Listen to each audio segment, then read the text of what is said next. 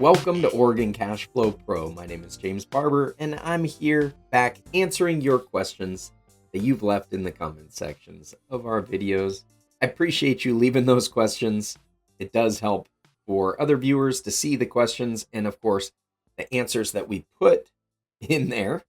But I want to expand a little bit on some of those answers because it can sometimes be difficult to get a very thorough explanation in the comment section. So let's go to today's question. Turns out this wasn't a question, this was a comment, but I felt that it needed to be addressed in a little bit more thorough fashion. The viewer writes, in response to a video where I shared one of the results of my policies, where I did a 5-year update, and I specifically mentioned that you can improve your emergency fund with cash value life insurance. The comment says, this illustration shows you adding $13,000 per year into the policy with a couple thousand of insurance and fees taken out. Terrible choice for emergency funds. Yes, you are getting life insurance, but you could buy a term policy for cents on the dollar and put this cash in a high yield savings account and be ahead of this scenario. I do appreciate you leaving the comment because this does give us a chance to address a common concern that a lot of people have and essentially advice that people tend to get. Buy term and invest the difference. Buy term and do whatever. Don't spend money on an expensive whole life insurance policy. Well, let's look at the answer that I put in here, and then let me expand on it. So my response was, sure, you could be ahead in the short term now, while the savings accounts are actually giving you a high yield. What about 10 years ago? What about 30 years from now? Where will the savings yields be? How much is the insurance expense at that point, if you can even qualify for insurance? It's easy to take one little part of this and show how something else might be better, but in total, the cash value life insurance is a great tool for meeting many needs. And this is really the crux of it. When somebody generally has a complaint about whole life insurance, which was the case here, the complaints are usually having to do with the cost and the performance versus what you could get if you just bought some cheap term insurance and put that money somewhere else. This ignores kind of the whole point of my channel, which is a properly designed cash value policy. In this case, we use a very minimal amount of whole life insurance, and we actually do blend in cheap term insurance.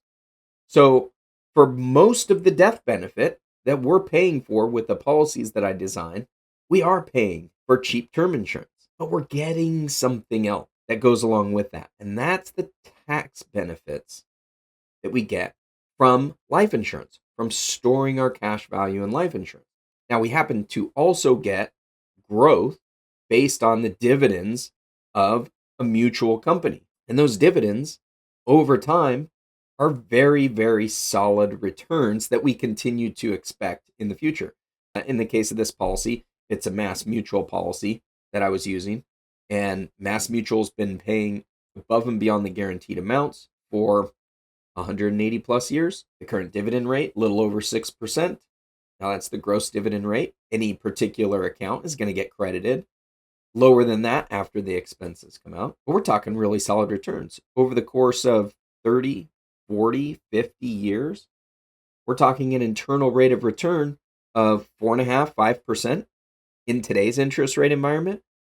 And it could go up, it could go down, but it can't go down a whole lot farther because of our guarantees. That's a pretty good deal when we think about what were high yield savings accounts paying 3 years ago, 5 years ago, 10 years ago. I don't even think anyone even referred to them as high yield savings accounts because the yield was almost nothing. You could get maybe a 0.1% return, and any return you're getting, you're paying taxes each year. So to suggest that a savings account would be better in this scenario, you're looking at a slice of time that includes the last year and might include the next few years. But who knows where rates are going to go in the near future. If you had a savings account from a few years ago, most banks didn't just shift you into that high yield savings account.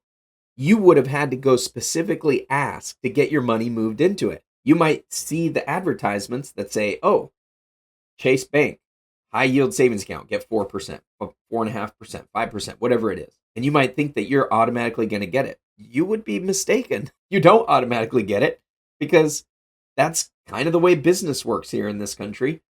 They're only going to give you the extra if you ask for it. There are stories out there of people who thought they were getting it, but nope, they had to call in and specifically ask their funds to be moved to that high yield savings account. Didn't happen automatically. So, where's those savings going to be 30 years from now? I don't know. You don't know. Nobody knows.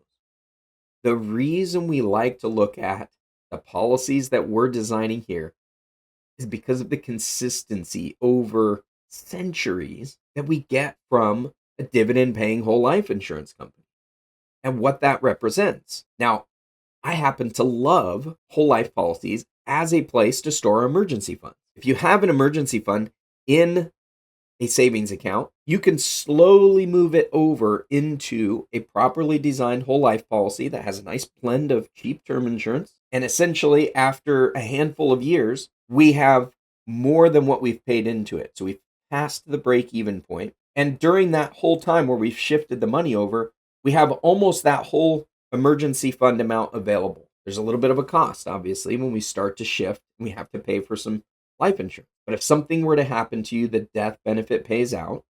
So we get that benefit immediately, which you would get if you were to buy term. But in this case, we get a whole host of other benefits along with that. We get better growth consistently and long term. Plus, we get the death benefit and we get the tax benefits from it. The death benefit's going to pay out tax free. It grows tax deferred. We can access it through policy loans without paying any taxes. We can always withdraw our basis. So there's all kinds of good things that we can do with it. By funding our whole life insurance policies and utilizing them as a place to store an emergency fund, we can also contribute to it extra above and beyond that in order to do other things. We often talk about infinite banking on this channel and the value that that can represent, how these products can serve to make your investments elsewhere better. That's really what this is about. How can we do other things better? Because we're not going to put everything into one basket. We're not going to put all of our funds in the stock market. We're not going to put all of our funds into a savings account. But what is a great tool that does a lot of different things and can serve a lot of needs? And it actually simplifies things to use this type of a policy to meet multiple needs. So I appreciate the comment. Hopefully this was a little bit insightful. If you have any further comments or critiques, leave them in the comment section below and we'll do our best to address them. Hope you found value in today's video. If you'd like to find out more about IUL and whole life, check out these videos right over here and we'll see you next time.